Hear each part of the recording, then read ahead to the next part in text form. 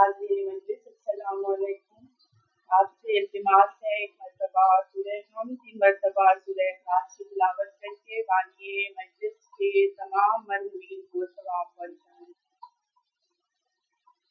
آل محمد صلوات.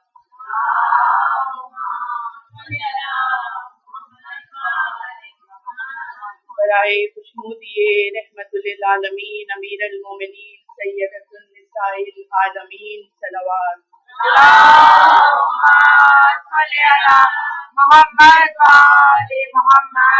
برائے خوشنودی قلب مقدس امام عصر بآواز بلند صلوات.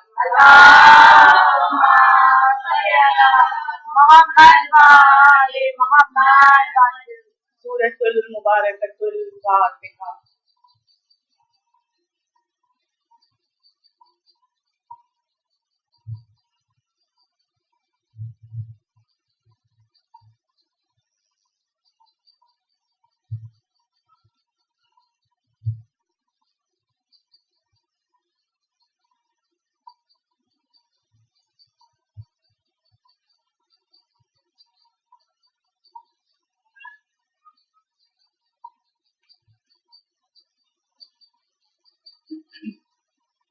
اعوذ باللہ السمیع العلیم من الشیطان اللعین الرجیم. بسم اللہ الرحمن الرحیم.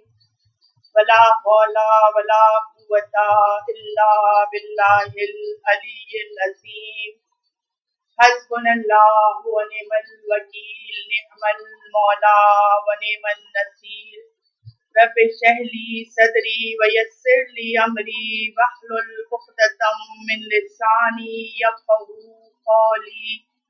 الحمدللہ رب العالمین بارئ الخلائق اجمعین والصلاة والسلام علی سید الانبیاء والمرسلین سیدنا و نبینا و شفیعنا ابی القاسم محمد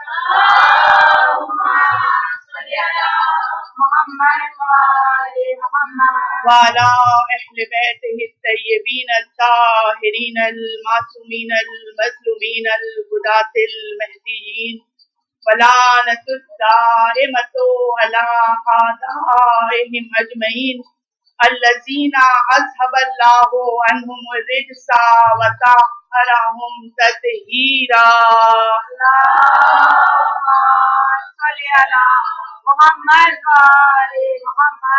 اما بعد فقد قال اللہ تبارک و تعالی فی کتابہ المبین وهو اصدق الصادقین وقولہ الحق. بسم اللہ الرحمن الرحیم. یا ایھا الذین آمنوا قوا انفسکم واہلکم نارا صلوات محمد.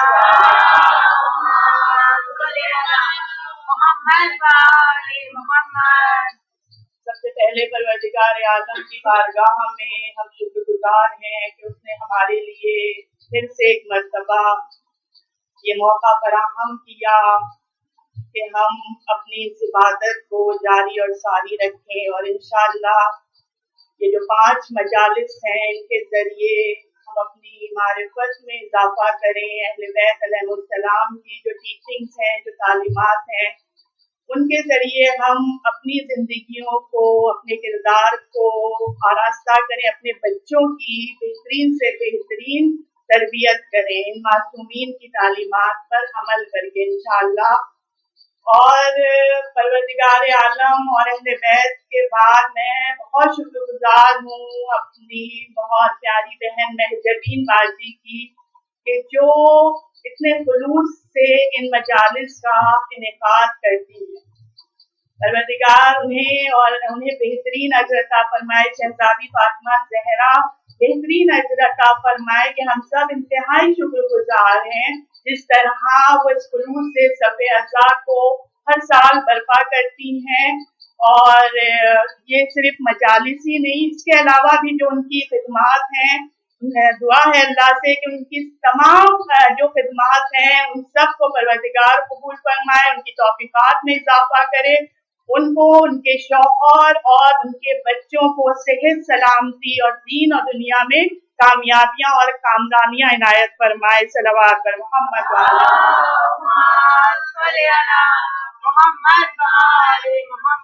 कुरान मजीद की जिस आयत की मैंने आपके सामने तिलावत की है, बिस्मिल्लाहिर्रहमानिर्रहीम, या अय्युहल्लज़ीना आमनू क़ू अनफुसकुम व अहलिकुम नारन। इसमें इरशाद इलाही हो रहा है कि एक ईमान वालों अपने को और अपनी औलाद को, अपने घर वालों को जहन्नुम की आग से महफूज रखो कि जिसके ईंधन इंसान और पत्थर हैं। अल्लाह ने इंसान को जिन नेमतों से नवाजा है उसमें से एक बड़ी नेमत औलाद की नेमत है, और औलाद वालिदैन पर जो सबसे बड़ा हक रखती है वो तरबियत का हक है। औलाद की अच्छी तरबियत करना इस्लाम ने वालिदैन पर वाजिब करार दिया है, जिसके बारे में क़यामत के दिन वालिदैन से सवाल किया जाएगा और खुसूसन माओ से सवाल किया जाएगा। माओ की बहुत अहम जिम्मेदारी है तरबियत औलाद में, यानी वालिदैन की सिर्फ यही जिम्मेदारी नहीं है कि वो अपने बच्चों की अच्छी तालीम का इंतजाम करें, उन्हें एक अच्छी एजुकेशन दें या उनके लिबास, उनके खाने और पीने का बंदोबस्त करें, बल्कि वालिदैन की जिम्मेदारी में से एक अहम जिम्मेदारी ये है कि वो अपने बच्चों की बेहतरीन से बेहतरीन तरबियत करें और उन्हें आखिरत के भयानक अंजाम से महफूज रखें। तालीम और तरबियत में फर्क है। बहुत से लोग तालीम याफ्ता होते हैं लेकिन उनमें उनकी तरबियत नहीं होती, उनमें तरबियत याफ्ता नहीं होते, और बहुत से लोग तरबियत याफ्ता होते हैं लेकिन उनके पास तालीम नहीं होती है। लिहाजा तालीम और तरबियत दोनों का होना जरूरी है। इंसानी जो रिश्ते हैं उनमें सबसे आप कहें खूबसूरत और प्यारा रिश्ता जो है वो बच्चे और वालिदैन का है, और खुसूसन माँ का, क्योंकि ये माँ है कि जो अपनी औलाद की पैदाइश में कितनी तकलीफ उठाती है, कितनी एक माँ जो सेक्रीफाइस करती है अपने बच्चे के लिए, वो दुनिया में कोई नहीं कर सकता है। और औलाद जो है वालिदैन के लिए बहुत बड़ी, बहुत अजीम नेमत है। लेकिन कभी कभी क्या होता है कि अल्लाह जब हमें कोई नेमत दे देता है, वो नेमत चाहे हमें कितनी ही अजीज क्यों ना हो, लेकिन हम उस नेमत की नाकदरी करते हैं अपनी लाइल्मी की वजह से, गलतियों की वजह से या अनजाने में आप कहें, हम उस नेमत की नाकदरी करते हैं, और वो जो नाकदरी होती है वो फिर नाशुक्री में बदल जाती है। नाशुक्री यानी किसी चीज का वो फायदा ना उठाना या किसी चीज का उसको वो हक ना देना कि जो वो डिजर्व करती है। मिसाल के तौर पर अगर अल्लाह जो है हमें औलाद दे देता है तो हम बहुत खुश हो जाते हैं कि अल्लाह ने हमें औलाद अता की, हम अपनी तौर पर उसकी तरबियत करते हैं, उसकी परवरिश करते हैं, उसके खाने पीने का, उसके लिबास का, चीज का ख्याल रखते हैं बेहतरीन, और जो मेयार हमने मुकर्रर किए कामयाबी के, उन मेयार पर हमारा बच्चा पूरा भी उतर आता है। यानी हमारे क्या मेयार हैं कि बच्चा डॉक्टर बन जाता है, इंजीनियर बन जाता है, या किसी भी मकाम पर वो एक कामयाब इंसान बन जाता है, बहुत बड़ा वो अचीवमेंट हासिल कर लेता है। लेकिन याद रखिए कि चाहे हमारा बच्चा कितना ही कामयाब क्यों ना हो जाए, चाहे वो मेहनत करके नोबेल प्राइज ही क्यों ना हासिल कर ले, लेकिन अगर वालिदैन ने उसके अंदर वो चीज नहीं डाली है कि जिसके लिए उसको पैदा किया गया है, जो हमारी जिंदगी का मकसद है। क्या मकसद है हमारी जिंदगी का? कुरान क्या बता रहा है हमारी जिंदगी का मकसद? वमा खलक़तुल जिन्ना वल इंसा इल्ला लियअबुदून, यानी हमारी जिंदगी का मकसद अल्लाह ने इबादत करार दिया है।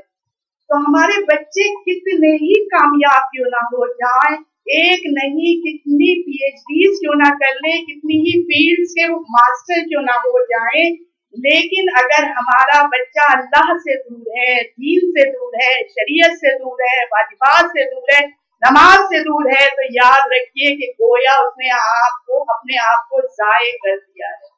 वो आलिम हो कर भी जाहिल है, और वालिदैन से क़यामत के दिन इस बारे में सवाल किया जाएगा क्योंकि उन्होंने इस नेमत का हक नहीं अदा किया है, इस नेमत की नाक़दरी की है।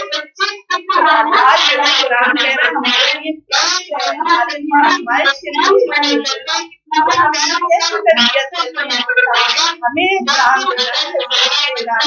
हम उस ताकत को अचीव कर रहे हैं, ये वो ताकत है कि हम अपने बच्चे को ऐसी तरबियत और वालिदैन का फरीज़ा है कि वो सिर्फ बुनियादी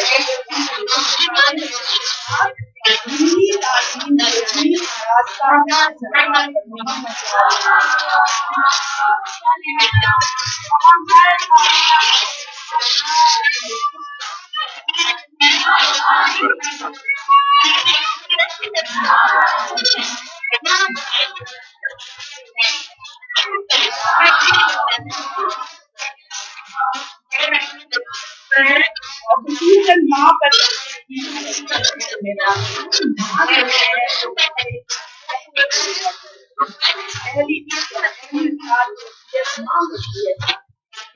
बच्चे का ज्यादा वक्त गुजरता है, काम को रहता है। लिहाजा आप देखिए इब्तिदाई चंद सालों में ज्यादातर जो बच्चे की 90% माँ पर होती है और वो सबसे ज्यादा कर रहा होता है, वो उसकी रोजगार और ये जो अरसा जो इब्तिदाई के साल है ये बहुत इम्पोर्टेंट है, बहुत अहम होते हैं। जो भी बच्चे को सीखना होता है वो इस अरसे में सीख लेता है, सब कुछ एब्जॉर्ब कर लेता है, वो माँ को देख रहा होता है और सीख रहा होता है। यानी बच्चे की जिंदगी का वो हिस्सा कि जिसमें सबसे ज्यादा लर्निंग हो रही होती है, सबसे ज्यादा बच्चा सीख रहा होता है, वो वक्त बच्चा अपनी माँ के साथ गुजारता है। लिहाजा माँ की रिस्पॉन्सिबिलिटी, उसकी जिम्मेदारी बहुत ज्यादा है। आप देखें ये बहुत अहम मौजू है तरबियत औलाद का, इसीलिए मैंने इन 5 मजालिस के लिए इस टॉपिक को सिलेक्ट किया है क्योंकि इस पर बहुत कम पढ़ा जाता है, मगर ये बहुत इम्पोर्टेंट मौजू है। खासतौर से जो माएँ हैं, हमारी बहनें, जो बच्चियां हमारी इंशाल्लाह आगे चलकर माएँ बनेंगी, इन मजलिसों से जरूर इंशाल्लाह कुछ ना कुछ हासिल करके उठेंगी और ये टिप्स आप अपने ज़हन में रखिए।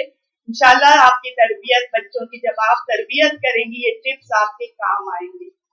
लिहाजा आप देखें कि तरबियत औलाद पर अब तक जितनी भी किताबें लिखी गई हैं वो सब एक तरफ हैं रसूल इस्लाम सल्लल्लाहु अलैहि वसल्लम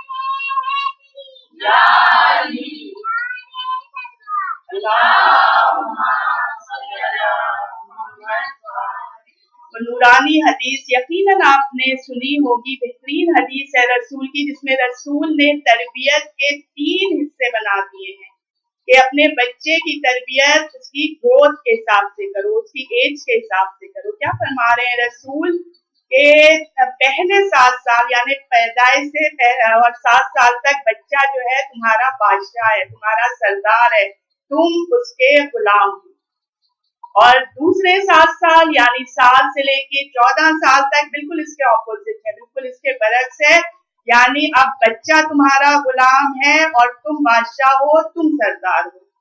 तीसरा फेज जो तरबियत का है यानी 14 साल से लेकर 21 साल तक, उसमें रसूल फरमा रहे हैं कि बच्चा तुम्हारा दोस्त है, साथी है, मुशीर है। मुशीर यानी उससे राय लो, उससे मशवरे लो। तो ये रसूल ने 3 हिस्सों में डिवाइड कर दिया है कि हम इन एजेस के हिसाब से अपने बच्चे की ग्रोथ के हिसाब से तरबियत करें। और आजकल के दौर में जो आज माओ को चैलेंजेस का सामना करना पड़ रहा है ना, बहुत ज्यादा चैलेंजेस हैं, बहुत मुश्किलात हैं तरबियत में आजकल। आप देखें तो उसमें सबसे जो अहम दौर है वो क्या है, वो जिसे हम प्यूबर्टी कहते हैं। जो जब बच्चा बालिग हो रहा होता है, सिने बुलूगियत पर पहुंच रहा होता है, जिसे आप टीनेज भी कहती है ना, टीनेजर बच्चा, उस एज में आजकल के दौर को देखते हुए बच्चे की तरबियत सबसे ज्यादा मुश्किल है, क्योंकि माओ के सामने बहुत चैलेंजेस है, जो मुआशरा है, जो इंटरनेट का इस्तेमाल है, जो गैजेट्स। इंशाल्लाह इन मजालिस में मैं जितना भी, मेरे पास कोई इल्म नहीं है और इसमें मेरा कोई कमाल भी नहीं है, लेकिन मैंने अइम्मा ताहिरीन की अहादीस को पढ़कर स्टडी करके मेहनत के साथ इन मजालिस को तैयार किया है कि हम बच्चों की तरबियत कर सकें और कुछ लेकर इन मजालिस से उठें। तो इस टीन एज में एक माँ किस तरह अपने बच्चे की तरबियत कर सकती है, उसकी अपब्रिंगिंग में किस तरह वो हेल्पफुल हो सकती है, इंशाल्लाह ये आगे की मजालिस में आपके सामने बयान करूंगी। आप देखें कि बच्चे की जो तरबियत है वो उसकी पैदाइश के पहले माँ के शिकम से ही शुरू हो जाती है। जो कुछ भी माँ कर रही होती है वो डायरेक्ट बच्चे, जो शिकम में मौजूद बच्चा है, उस पर असर पड़ रहा होता है। अगर माँ नमाज पढ़ रही है, बच्चे पर असर हो रहा है, कुरान पढ़ रही है, बच्चा असर ले रहा है। अगर माँ किसी की खिदमत कर रही है, वो सुकून की कैफियत में, उसकी इन कैफियत का असर डायरेक्टली बच्चे पर पड़ रहा होता है, यानी हर चीज वहां ट्रांसफर हो रही होती है। तो हमें बहुत केयरफुल रहने की जरूरत है, बहुत मोहतात रहने की जरूरत है। अगर माँ गीबत कर रही है, हसद कर रही है, नफरत कर रही है, सबका असर बच्चे पर पड़ रहा होता है। जो शिकम में बच्चा है उस पर उसका डायरेक्ट असर पड़ रहा होता है। इसीलिए नमाज में खुशू और खुशू का ना होना, इबादत में खुशू और खुशू का ना होना, जबान दराजी, गुस्सा, चीखना पुकारना, छोटी छोटी बातों पर हाइपर हो जाना, आप देखिए इन तमाम ये जो जज्बाती कैफियत हैं, अगर माँ प्रेग्नेंट है तो उसे इन चीजों पर कंट्रोल रखना चाहिए। अपनी तवज्जो को बांटें, माफी का जज्बा रखें, दरगुजर का जज्बा रखें, क्योंकि आपकी सारी कैफियत का असर बच्चे पर पड़ रहा है। और फिर जब बच्चा पैदा हो जाता है तो दूध पिलाते हुए अल्लाह का जिक्र, जब भी बच्चे को फीड कराएं कोशिश करें कि बावजूद होकर उसे फीड कराएं, किबला रुख होकर उसे फीड कराएं, अल्लाह का जिक्र, कुरान की तिलावत। और आप देखें अब तो बहुत से ऐसे जरिए हो गए हैं ना कि यूट्यूब के जरिए, सीडीज के जरिए, कैसेट्स के जरिए, बहुत से जरिए ऐसे हैं कि हम कुरान की तिलावत बच्चे को सुनाएं। यहाँ तक कि अगर बच्चा सो भी रहा है तो हल्की हल्की आवाज में तिलावत कुरान चलती रहे, ताकि उसके कानों के जरिए कुरान का ये नूर धीरे धीरे उसके दिल में उतरता रहे।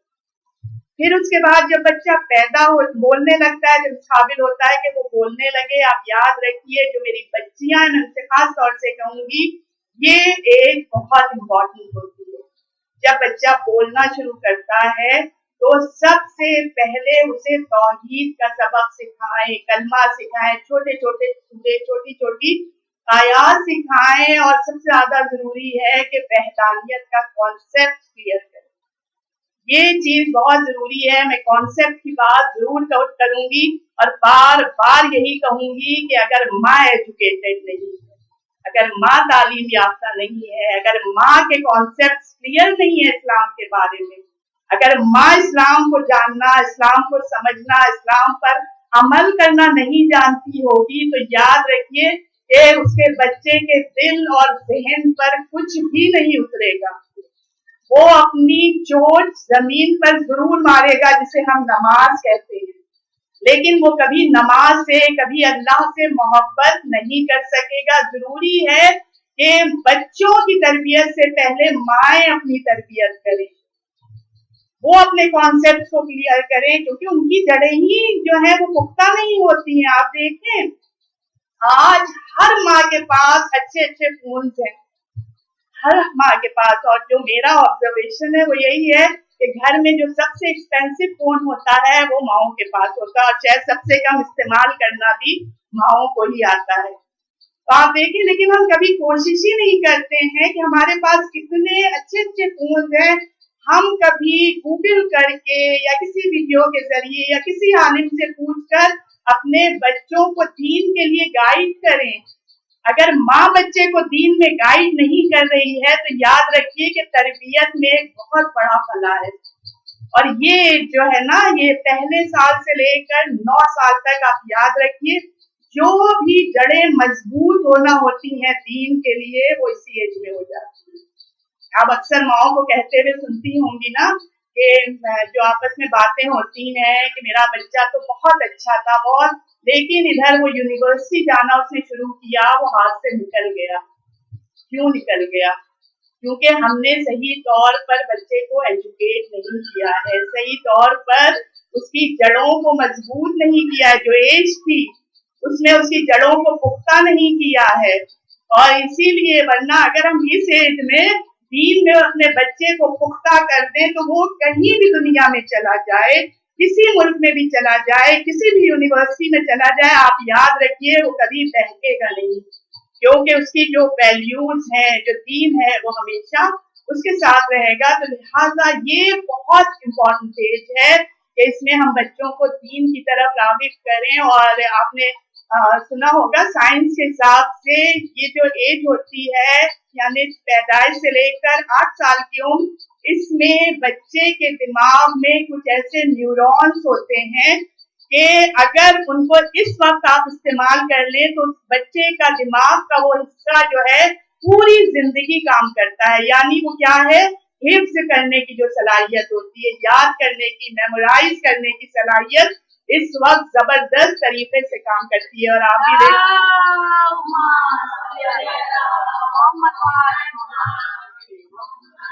کہ ہمیں بچپن کی باتیں جو 7-8 سال کی عمر کی ہوتی ہیں وہ کتنی اچھی طرح سے یاد ہوتی ہیں۔ لہٰذا مائیں جو ہیں اس وقت کو برباد نہ کریں، اپنے بچوں کو چھوٹے چھوٹے سورے، چھوٹی چھوٹی دعائیں، آیات یاد کروائیں۔ اب تو ظاہر ہے انٹرنیٹ پر اتنے سافٹ ویئر موجود ہیں، اس ذریعے سے وہ کروا سکتی ہیں، آسانی کے ساتھ خود بھی یاد کر سکتی ہیں، بچوں کو بھی یاد کروا سکتی ہیں۔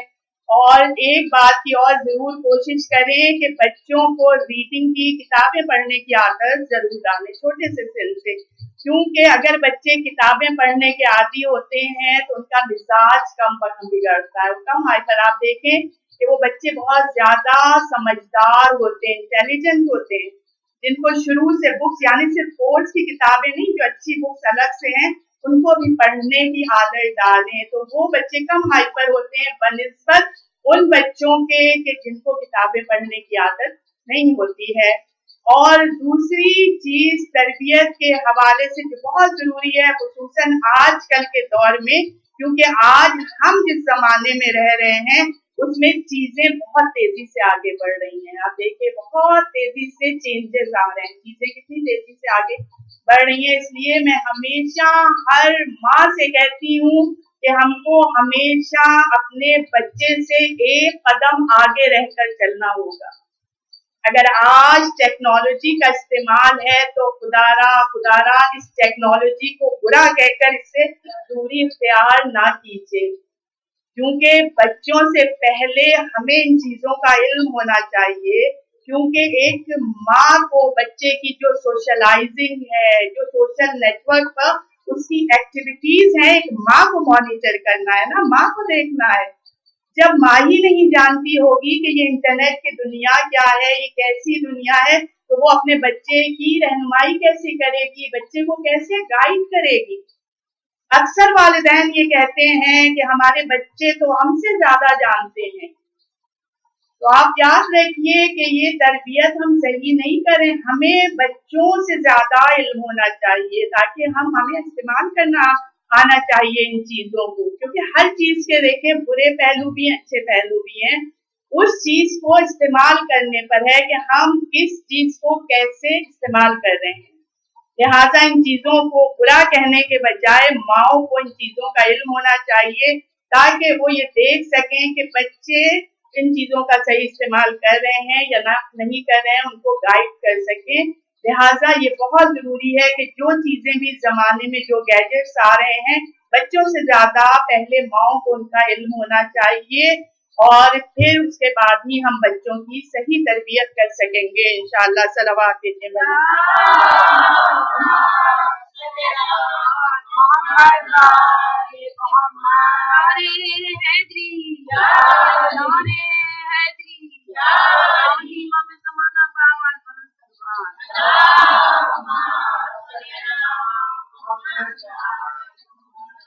दूसरी एक और चीज ये कि अक्सर हम बच्चों को बहुत सी चीजों से रोकते हैं, यानी हम उनसे उनकी अथॉरिटी या इख्तियार कहिए वो उनसे छीन लेते हैं। बहुत सी चीजों से हम मना करते हैं, मसलन घर से बाहर ना जाओ या कुछ ऐसी एक्टिविटीज के जिनको हम जो है मुनासिब नहीं, हमारी नजर में मुनासिब नहीं होती हैं, हम उनसे बच्चों को मना करते हैं।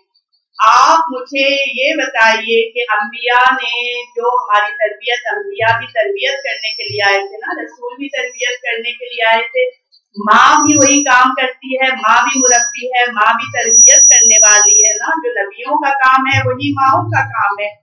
तो आप ये बताइए कि अंबिया ने क्या सिर्फ नहीं अनिल मुनकर किया है? नहीं, पहले अम्र बिल मारूफ किया है ना, हमें गाइड किया है, लोगों को सही और गलत बताया है, उनकी रहनुमाई की है, अच्छाई और बुराई बताई है। उसके बाद नहीं अनिल मुनकर किया है, उसके बाद चीजों से रोका है। तो माओं को भी इसी तरह करना है ना कि पहले हमें बच्चों को गाइड करना है, हर बात से रोकना नहीं है, उन्हें सही और गलत बताना है, अच्छाई और बुराई उनको बताना है, सही तरह से गाइड करना। अक्सर क्या होता है कि माएँ जो हैं बेजा सख्ती करती हैं, बहुत ज्यादा बेजा सख्त हो जाती हैं। आप देखिए मौलाए कायनात अमीर अल मोमिनीन इमाम मुत्तकीन मौलाए कायनात का बेहतरीन पैगाम है जो खत मौलाए कायनात ने अपने बेटे इमाम हसन अलैहिस्सलाम को लिखा है ना, जो खत मौला का नहजुल बलागा में मौजूद है, बेहतरीन खत है मौला का, लेटर नंबर 31। आप उस खत को पढ़िए, उसमें जो मौला ने हिदायत की है ना, एक बाप किस तरह अपने बेटे को हिदायतें देता है, बेहतरीन हिदायतें मौला की नहजुल बलागा में वो खत मौजूद है, लेटर नंबर 31, जो इमाम हसन को मौला हिदायत दे रहे हैं। तो उसमें मौला फरमाते हैं कि मेरे फर्जन अपनी औलाद के बारे में मियाना रवि इख्तियार करना, यानी बैलेंस्ड रहना, मियाना रवि मॉडरेशन इख्तियार करना, यानी ना बहुत सख्त हो जाना, ना बहुत चीजों को स्ट्रिक्टली लेना, सख्ती से लेना, ना बहुत ज्यादा नर्म हो जाना कि उनसे बेखबर हो जाओ, अल्लाह परवाह हो जाओ, यानी मियाना रवि का रास्ता अपनाना। कितना प्यारा रास्ता है जो हमारे मौलाए कायनात हमको बता रहे हैं। परवरदिगार से ये दुआ है कि हम इस मुआशरे में जो चैलेंजेस हैं, हम अहले बैत के चाहने वाले इन सारे चैलेंजेस को एतमाद के साथ, कॉन्फिडेंस के साथ उनको फेस करते हुए पूरे इल्म और आगाही के साथ इनको फेस करें और इंशाअल्लाह बेहतरीन तरीके से अपने बच्चों तक इन चीजों को पहुंचाएं, अपने बच्चों की बेहतरीन से बेहतरीन इंशाअल्लाह तरबियत करें। सलवात पर मोहम्मद।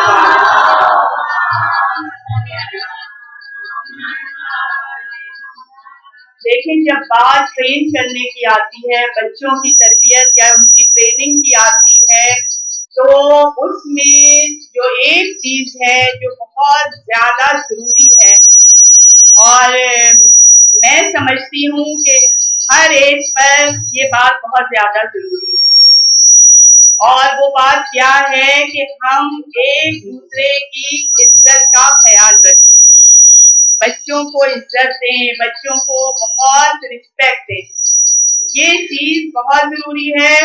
और खुसूसन जब बच्चा 14-15 साल का हो रहा हो, यानी जब वो बालिग हो रहा हो, जिसे आप टीन एज कहती हैं, तो उस वक्त बच्चे की एक इज्जत है, बच्चे का एक एहतराम है, लिहाजा सलवा लेते हैं।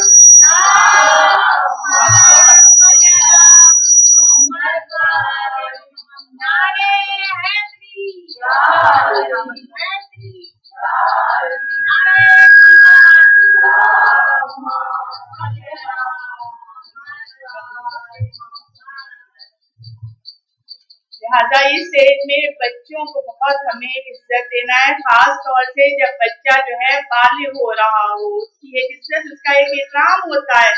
आप देखें कि यहाँ तक नमाज के बारे में ये हुक्म दिया जा रहा है, नमाज जो दीन का सुकून है, जो दीन का पिलर है, मगर कहा जा रहा है, इस्लाम कह रहा है कि अगर नमाज के बारे में भी बच्चों को कहो बच्चों को उठाओ नमाज के लिए तो हकीराना अंदाज से ना कहो, यानी जिस तरह हम कहते हैं ना अक्सर कि चलो उठो नमाज पढ़ो, तुम कभी नमाज पढ़ते ही नहीं हो, इस तरह बुरी तरह कहते हैं ना। इस्लाम मना कर रहा है कि कभी भी इंसल्टिंग अंदाज ना हो, यहाँ तक कि किसी के सामने, और सिबलिंग जो उनके भाई बहन हैं उनके सामने भी आप ज्यादा ना कहें, क्योंकि इस एज में बच्चों के लिए एक इज्जत जो है उनके लिए बहुत बड़ी चीज होती है। जब बच्चा बालिग हो रहा होता है उसके लिए, और आप देखें कि इस एज में जो बच्चे होते हैं उनकी बहुत जल्दी बेइज्जती भी हो जाती है, बहुत जल्दी, क्योंकि ये जो है उनमें चेंजेस आ रहे होते हैं, हार्मोन चेंजिंग हो रही होती है, जिसमें चेंजेस आ रहे होते हैं, इमोशनली चेंजेस आ रहे होते हैं, बच्चे बहुत हसास होते हैं। हम सब इस एज से गुजर चुके हैं ना, हम अपनी सारी चीजें भूल जाते हैं, सब कुछ भूल जाते हैं। बच्चों के सामने हम अपने बहुत अच्छी इमेज पेश करते हैं जैसे हमने कभी ये सब कुछ किया ही नहीं है, जबकि हम सब इस एज से गुजर चुके हैं। बच्चे बेइंतहा हसास होते हैं, इसीलिए कहा गया है कि अगर उनको नमाज के लिए कहना भी है, याद दहानी जाहिर है जरूरी है, अगर उन्होंने नमाज नहीं पढ़ी है, नमाज कज़ा होने वाली है, तो उनको अकेले में कहो। कोई भी नेगेटिव बात हो, कोई बच्चे की कमी हो, उसको हमेशा अकेले में कहिए, सबके सामने ना कहिए। और अगर कोई अच्छी बात है, बच्चे ने कुछ अच्छी बात की है, उसको सबके सामने बयान करिए, उसके लिए बच्चे को इनकरेज करिए, तारीफ करिए। लेकिन नेगेटिव बात, क्योंकि इस एज में बच्चे बहुत ज्यादा सेंसिटिव, बहुत ज्यादा हसास होते हैं, और यूं भी आप देखिए अगर आप बच्चे को किसी बात के लिए बार बार कहती रहेंगी तो अक्सर बच्चे जिद में आकर वो काम नहीं करते। लिहाजा याद दहानी जरूरी है, मगर मजबूर करने का कहीं भी हुक्म नहीं आया है। उनको हम थोड़ा वक्त दें, थोड़ा एहतराम दें। और इसके अलावा जो एक चीज बहुत जरूरी है, और मैं समझती हूँ हर साल के बच्चे के लिए, हर एज के बच्चे के लिए, लेकिन खुसूसन जो इब्तिदाई 7 साल हैं उसमें जो बच्चे के लिए एक चीज बहुत जरूरी है वो ये है कि हम बच्चों को बहुत मोहब्बत दें। 7 साल तक बच्चों को बहुत मोहब्बत दें, और फिजिकली मतलब हम एक्सप्रेस करें, इजहार करें अपनी मोहब्बत का। बहुत ज्यादा बच्चों को प्यार करें, चूमे, कंजूसी ना करें। आपके बच्चे हैं, आप माए हैं, प्यार करने में आप कंजूसी नहीं। आप देखें कि इस्लाम में जो बच्चों को हम प्यार करते हैं, चूमते हैं, बोसा देते हैं, उसका भी कितना सवाब है। जितने आप बोसे देंगी उतने आपको सवाब मिलेंगे। रसूल को देखिए किस तरह इमाम हसन और इमाम हुसैन को प्यार करते थे, चूमते थे, बोसे देते थे। तो उसमें उनको एक्सप्रेस करें, अपनी मोहब्बत का इजहार करें, उन्हें चिमटाएं, गोद में बिठाएं, जिस तरह भी उनकी, क्योंकि 7 साल तक बच्चे को क्या कहा गया है कि बच्चा जो है बादशाह है, सरदार है, वालिदैन गुलाम है, हमें इस तरह ट्रीट करना है जैसे एक बादशाह को ट्रीट किया जाता है। वो नहीं है कि हम 7 साल तक बच्चे पर सख्ती करें, डांटें डपटें। बेशक हम उसकी तरबियत करें, उसे एटिकेट सिखाएं, अदब सिखाएं, बेअदब नहीं बनने देना है, अखलाकियात सिखाएं, मैनर सिखाएं, हर चीज सिखाएं, लेकिन नरमी के साथ, प्यार के साथ। मिसाल के तौर पर मैं एक बात कह रही हूँ कि मसलन किसी माँ की आदत है कि बच्चे की गलती करने पर सबके सामने उसको एक जोरदार थप्पड़ मार देती है, उसको मार देती है। आप मुझे बताइए, क्या ये माँ एजुकेटेड है?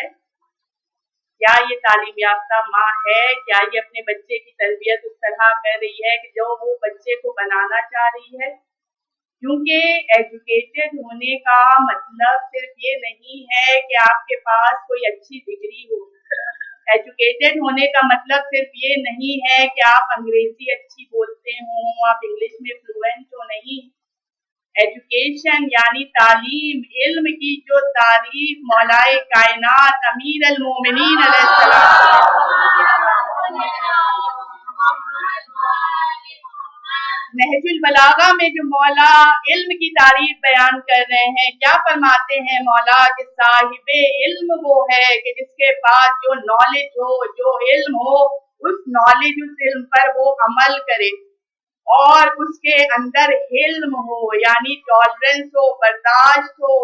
याद रखिए कि जिसके पास जितना ज्यादा इल्म होता है उससे ज्यादा उसके पास हिल्म होता है, रसूल की हदीस है ना, इन्नमल इल्मु मअल इल्म, के इल्म के साथ साथ इंसान में इल्म आता है, बर्दाश्त आता है। तो क्या ये माँ एजुकेटेड हुई कि अगर उसमें बर्दाश्त नहीं है, टॉलरेंस नहीं है, बार बार पर वो बच्चे को मार रही है।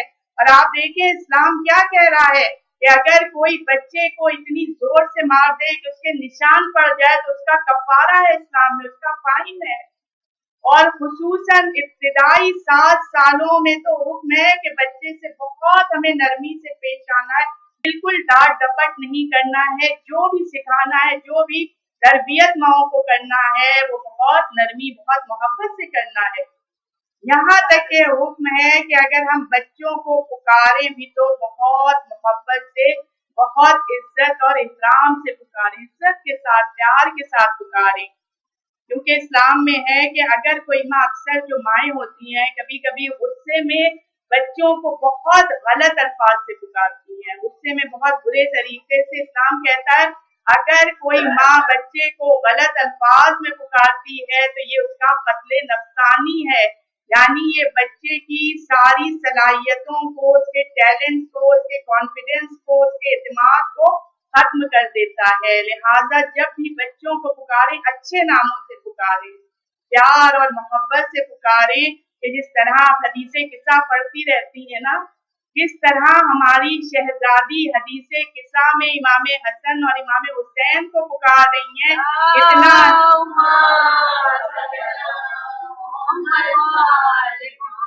कितना एहतराम दे रही हैं, शहजादी कितनी इज्जत दे रही है। या कुर्रता ऐनी व समारता ख्वाती, ये हसन ए हुसैन, तुम मेरी आंखों की ठंडक हो, तुम मेरे दिल के मेवे हो। किस तरह प्यार से और किस तरह रसूल मोहब्बत से पेश आते थे बच्चों के साथ, कितनी मोहब्बत का इजहार करते थे। यहाँ तक कि आप देखिए कि बेटी को देखकर ताज़ीम के लिए खड़े हो जाया करते थे। तो रसूल अपने अमल से बता रहे हैं ना। और आपको मालूम है, आप सुनती रहती हैं कि जब इमाम हुसैन अलैहिस्सलाम, जब रसूल सजदे में होते थे, कभी नाना की पुश्त पर आ जाते थे। आपने कभी ये सुना है कि रसूल ने कोई नागवारी दिखाई हो, कभी गुस्से का इजहार किया हो? नहीं, अपने सजदे को तूल दे दिया करते थे, तूल दे देते थे जब तक नवाजा पुश्त से खुद नहीं उतर जाता था। और खुद एलानिया मोहब्बत का इजहार करते थे। हमें एलानिया बच्चों से मोहब्बत का इजहार करना है। इस तरह रसूल क्या फरमाते थे कि हसन और हुसैन मेरी आंखों का नूर है, मेरे चमन का फूल है। यानी कहने का मतलब ये है कि तरबियत का जो पहला उसूल है वो नरमी है, वो मोहब्बत है, वो इज्जत है, वो रहमत है। सलवात पर मोहम्मद।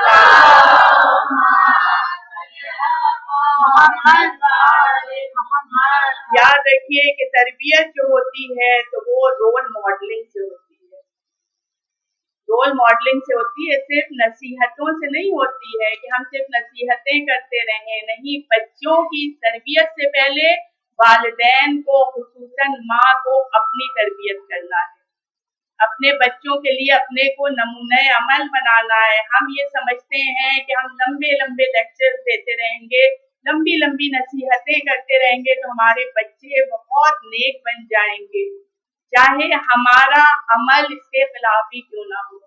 नहीं, हमारी भूल है। हमारे बच्चे जो हैं वो हमारी बातों से ज्यादा हमारे एक्शंस को देख रहे होते हैं, हमारे अमल को देख रहे होते हैं, वो हमें फॉलो कर रहे होते हैं। और खुसूसन एक माँ जो कर रही होती है, हर बात पर बच्चे गौर कर रहे होते हैं। इसीलिए आप देखिए कि जब हमारे बच्चे थोड़े बड़े हो जाते हैं, आप कोई भी बात करती हैं तो बच्चे बताने लगते हैं कि अच्छा मम्मा अब ये कहेंगी, अब मम्मा वो कहेंगी। यानी पहले से ही वो प्रेडिक्ट कर देते हैं कि अच्छा अब आप ये कहने वाली हैं, अच्छा अब आप वो कहने वाली हैं, अब ये होगा, अब वो होगा। क्यों? क्योंकि हमारे बच्चे इतना ज्यादा वक्त हमारे साथ गुजारते हैं, वो अपनी माँ के मिजाज को कैसे नहीं समझेंगे।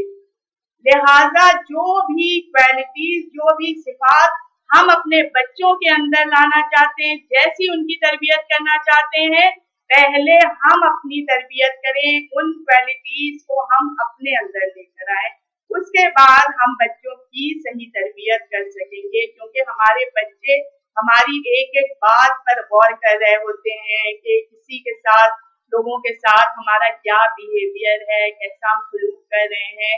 कोई रिश्तेदार आया तो हमने उसे कैसे वेलकम किया, क्या अंदाज है हमारा, हमारे फलां शख्स से क्या ताल्लुकात हैं। एक एक बात बच्चे गौर कर रहे होते हैं, और खुसूसन जो हम माएँ हैं वो तो हर बात यूं भी शेयर कर रहे होते हैं, हर बात शेयर कर रहे होते हैं। खुसूसन अपनी दोस्तों, अपनी फ्रेंड से अगर फोन पर बात कर रहे होते हैं, एक चीज शेयर कर रहे होते हैं, और बच्चे जो हैं एक एक बात सुन रहे होते हैं। आप बहुत मोहतात रहिए, ये एज बहुत सेंसिटिव होती है। एक एक बात, तो कभी ऐसा ना हो कि हम उनसे गीबत कर रहे हैं, कोई बुराई किसी की कर रहे हैं। इस बात की हमें एहतियात रखना है कि जिससे हमारे बच्चों पर गलत असर पड़े। तो लिहाजा इन चीजों का माओ को बहुत ख्याल रखना है, और तरबियत के जो उसूल, जो मेयार हमारी शहजादी जनाब फातिमा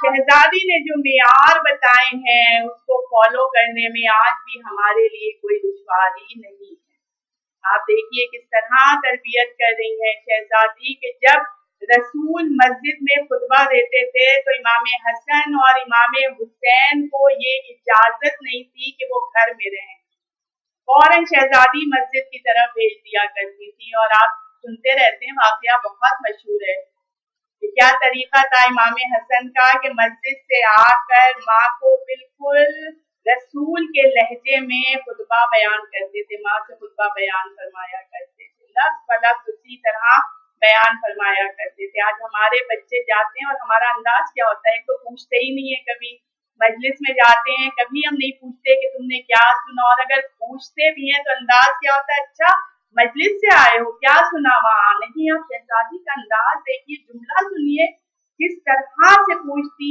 हैं कि मेरी नूरे नजर है, मेरे नूरे नजर हसन, मुझे सुनाइए कि जो रसूल ने, जो आपके नाना ने आपको सुनाया है।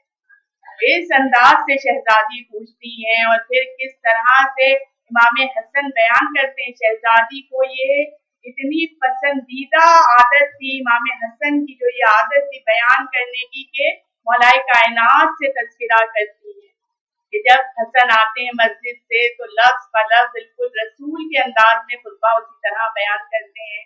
अब अली को इश्तियाक होता है कि मैं भी सुनूं कि मेरा बच्चा किस तरह से नाना के खुतबे को बयान करता है। तो आप बार बार सुनती हैं ये वाकया कि किस तरह इमाम हसन के आने से पहले मौलाए कायनात एक गोशे में, एक कोने में छुप कर बैठ जाते हैं। इमाम हसन आते हैं, उसी अंदाज से नाना का खुतबा बयान करना शुरू करते हैं। माँ से बीच में थोड़ी सी लुकनत आती है जबान में। इमाम हसन ठहरते हैं और कहते हैं कि ऐसा मालूम होता है कि मेरा उस्ताद, मेरा सरदार मुझे देख रहा है। बस ये सुनना था कि अली मुस्कुराते हुए बाहर आते हैं, हसन को पढ़कर सीने से लगा लेते हैं कि बेशक खानदान रिसालत के बच्चे ऐसे ही हुआ करते हैं।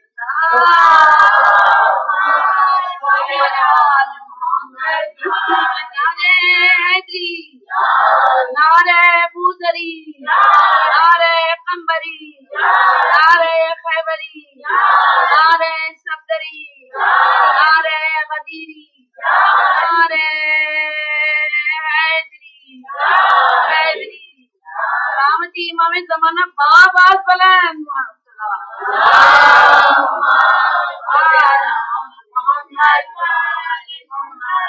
आप देखिए ये अंदाज है तरबियत का, जबकि आप सोचें कि ये खानदान वही है कि जिनकी पहली खुराक, पहली ग़िज़ा लिसान वही को चूसना थी।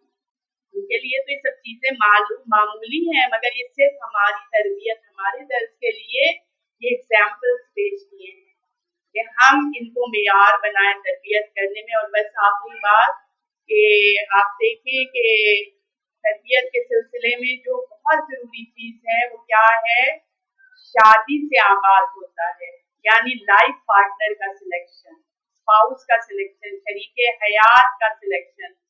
तरबियत का आगाज जो होता है वो शादी से होता है, यानी माँ बाप जो हैं वो अपने बच्चे के लिए किसका इंतखाब कर रहे हैं, किस तरह की लड़की का, किस तरह के लड़के को सिलेक्ट कर रहे हैं, बुनियाद क्या बना रहे हैं माँ बाप।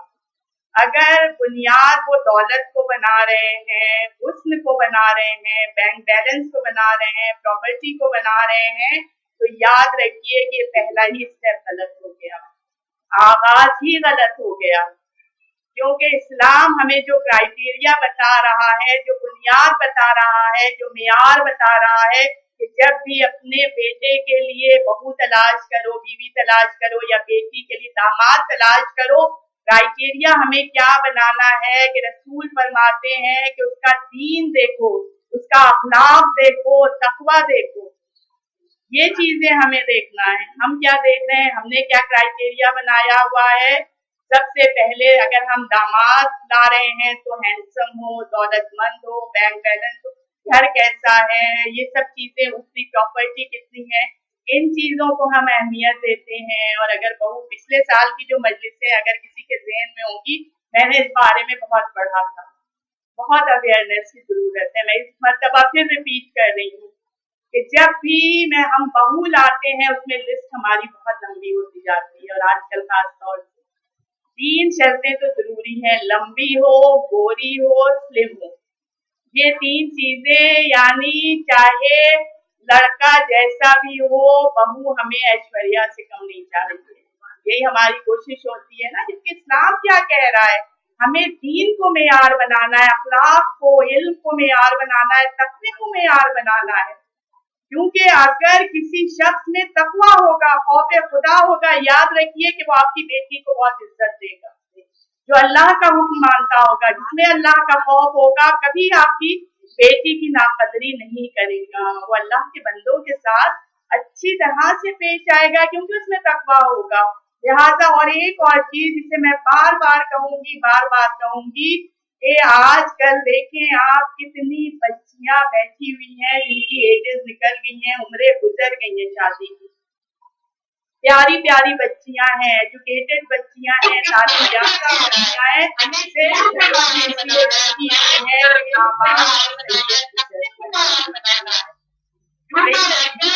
चाहे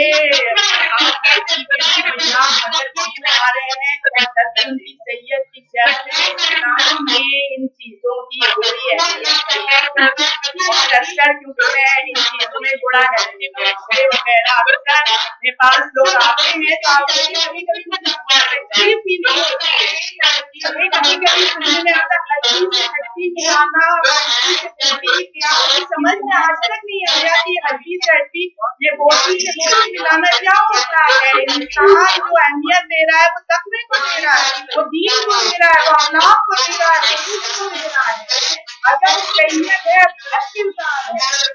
ये अमल है, उससे क्या फायदा है। गैर सैयद है, तो आप देखिए, क्योंकि एट द एंड हर चीज खत्म होने वाली है। हमसे कयामत के दिन ये नहीं पूछा जाएगा कौन सैयद है, कौन गैर सैयद है। उसका अमल देखा जाएगा, उसकी सीरत देखी जाएगी, उसका किरदार देखा जाएगा। और आखिर में हर चीज खत्म हो जाती है। हुस्न कितने दिन इंसान का कायम रहता है। एक दिन होता है कि हुस्न भी खत्म हो जाता है, दौलत भी खत्म हो जाती है, बाकी रहता है तो सिर्फ दीन बाकी रहता है, किरदार बाकी रहता है, सीरत बाकी रहती है।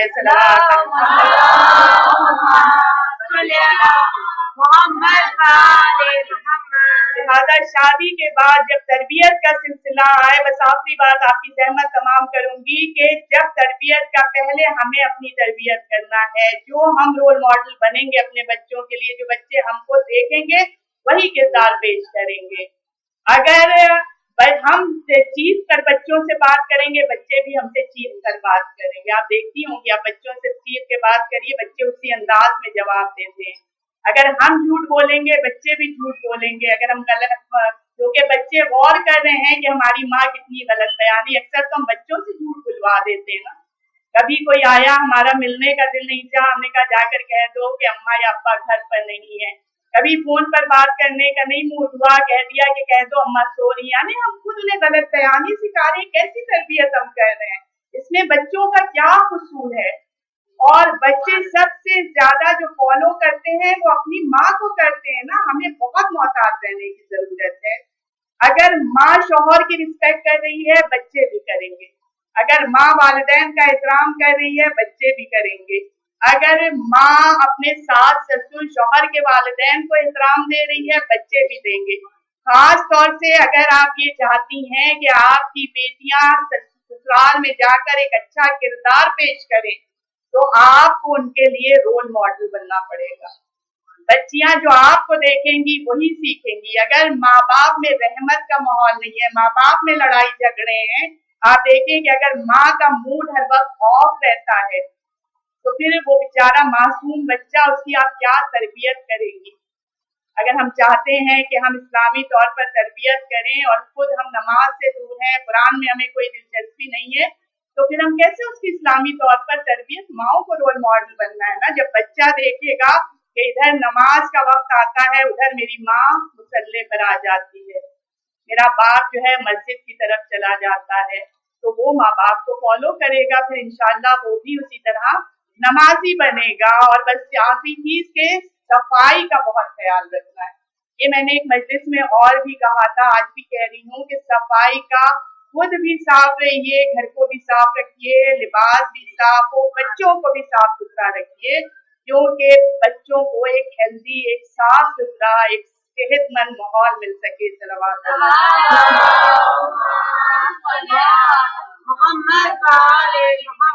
تو بس پروردگار عالم سے دعا ہے کہ انشاءاللہ ہم اپنے بچوں کی بہترین سے بہترین تربیت کریں کہ وہ ہمارے وقت کے امام کے لشکر میں انشاءاللہ شامل ہو سکیں اور ہم اہل بیت کے سامنے سرخرو ہو سکیں, کامیاب ہو سکیں, کہ جس طرح کربلا کی ماؤں نے اپنے بچوں کی تربیت کی ہے. آپ دیکھیں کہ کربلا کی ماؤں نے کس طرح بچوں کی تربیت کی ہے, کہ چھوٹے چھوٹے بچے ہیں مگر جب دین پر وقت پڑا ہے تو حسین سے پہلے اپنی جان قربان کر دینے کے لیے تیار. 13 برس کا سن تھا جناب قاسم کا, لیکن آپ دیکھیں اتنی کم سنی میں جب حسین نے پوچھا تھا جناب قاسم سے کہ قاسم تمہاری نظر میں موت کیا ہے, تو کیا فرمایا تھا جناب قاسم نے کہ چچا موت میری نظر میں شہد سے زیادہ شیریں. یہ تربیت ماؤں کی ہے.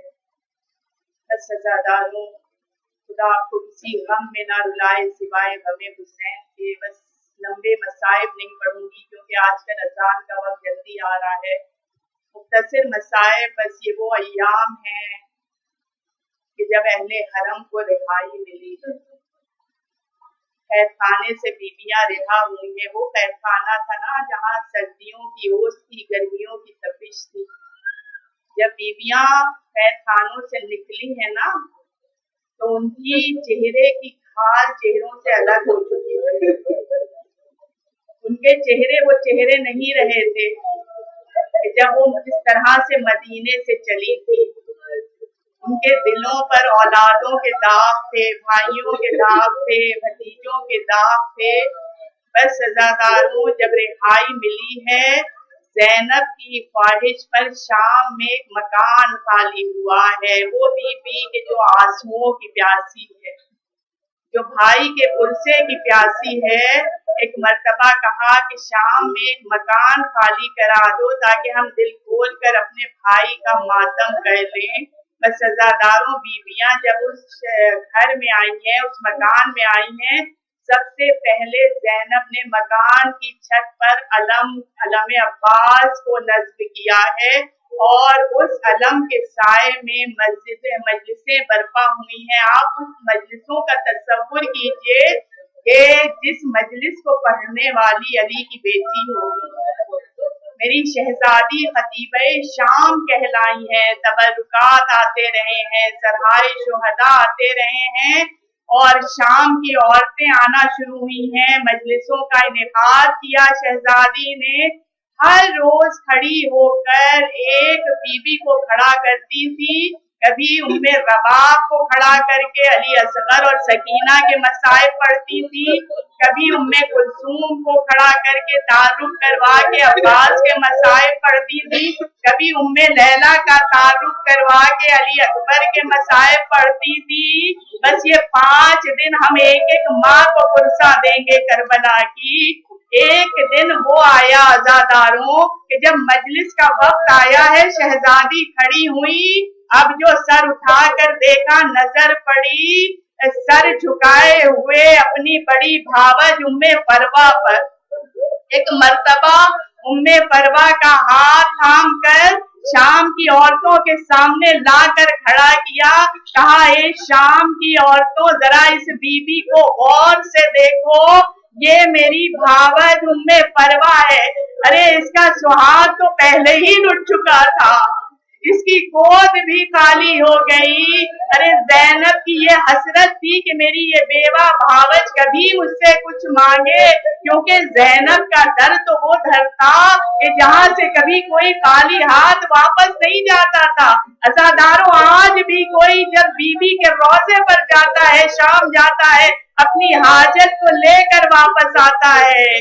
शहजादी फरमाती हैं कि मेरी तमन्ना थी कि मेरी ये बेवा भावज मुझसे कुछ मांगे, मगर कभी नहीं मांगा। यहाँ तक कि जब आशूरा की सुबह आई है, एक मर्तबा उम्मे परवा ज़ैनब के खेमे में आती हैं, कहती है अली की बेटी, आज आपकी ये बेवा भावज आपसे कुछ मांगने के लिए आई है। ज़ैनब कहती है मेरी खुशनसीबी है कि मेरी भावज मुझसे कुछ मांगने के लिए आई है। एक मर्तबा उम्मे परवा कहती है शहजादी, मेरे बच्चे कासिम को मरने की इजाजत दिलवा दीजिए। हाँ ज़ादारों, ज़ैनब फरमाती है कि शाम की औरतों ये वो मजलूमा माँ है कि जिसका एक बेटा नहीं 2-2 बेटे करबला के मैदान में बहुत बेदर्दी के साथ कत्ल किए गए हैं। ये वो मजलूमा माँ है कि जिसने अपने बच्चे कासिम की लाश को टुकड़े टुकड़े देखा है। आज़ादारों, उम्मे परवा को कासिम का पुरसा, बड़ी मजलूमाना शहादत थी कासिम की। अरे जब भी कोई सवार घोड़े से गिरा है, हुसैन को आवाज दी है, आका मेरी मदद, हुसैन मेरी मदद को आइए, मगर जब कासिम घोड़े से गिरे हैं ना, हुसैन को नहीं पुकारा है, बल्कि माँ को आवाज दी है कि अम्मा मैं घोड़े से गिर रहा हूँ। आज़ादारों, आप सुन सकेंगी कि अभी कासिम जमीन तक पहुंचे न थे कि दाईं जानिब के घोड़े बाईं जानिब के घोड़े दाईं जानिब, हाय कासिम का लाशा पामाल हो गया। मैं कहूंगी ये हुसैन, आपके लश्कर में 2 ही तो लाशें थे जो पामाल हुए, एक तो आपका लाशा था जो शहादत के बाद पामाल हुआ। अरे मगर हमारा सलाम हो उस गमसिन कासिम पर कि जो अभी जिंदा था मगर घोड़ों ने पामाल कर दिया। इस तरह लाशे कासिम के टुकड़े टुकड़े हुए थे। अज़ादारों, 2 रिवायतें हैं। एक रिवायत ये थी कि कासिम का कद इतना छोटा था कि हुसैन ने गोद में लेकर सवार किया था। अब जो हुसैन लाशे कासिम को उठाना चाहते हैं तो सीने से सीना मिला हुआ था, पैर जमीन पर खत देते जाते थे। दूसरी रिवायत ये है कि लाश के टुकड़े टुकड़े हो गए थे। हुसैन ने अबा बिछाई, कासिम की लाश के टुकड़े को समेटते चले गए। हुसैन अब जो खेमे पर लाकर आवाज दी है, ज़ैनब लाशे कासिम को ले लो। अरे ज़ैनब ने बाहर आकर देखा, लाशे कासिम नजर ना आई। के कहा भैया लाशे कासिम कहाँ है? हुसैन ने गठरी की तरफ इशारा किया। अज़ादारों, ये वो साबिर माँ है उम्मे परवा कि जिसने अपने लाल की गठरी को खुद खोला है। लाश के एक एक टुकड़े को उठाती जाती थी, सीने से लगाती जाती थी, कहती जाती थी परवरदिगार तेरा शुक्र कि तूने मेरी कुर्बानी सबसे ज्यादा कबूल कर ली। هذا لعنة الله على القوم الظالمين الہی بحق زہرا وابقہ وبالغہ وبنی پروردگار ہمارے ناصحوں کو اس قرصے کو قبول فرما، شہزادی فاطمہ زہرا اس قرصے کو قبول فرمائے۔ ہمارے رحمانی مجلس کے لیے دعا ہے کہ ان کی شفع ازا کو تو اپنی بارگاہ میں قبول فرما، شہزادی فاطمہ زہرا اپنی بارگاہ میں قبول فرمائے، ان کی تمام دینی دنیاوی جائز حاجات کو شرف قبولیت عطا فرما۔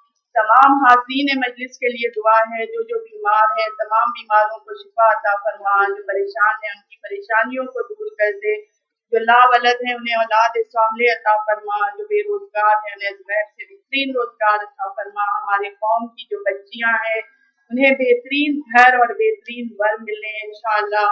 اور پروردگار خصوصاً اپنے بچوں کے لیے دعا ہے کہ ہم اپنے بچوں کی بہترین سے بہترین تربیت کریں۔ سب سے بلند دعا کہ وقت کے امام کے ظہور میں تعجیل فرما، دنیا برائیوں سے پاک ہو جائے اور ہم کو اپنے امام کا دیدار نصیب ہو۔ ربنا تقبل منا انک انت السمیع العلیم۔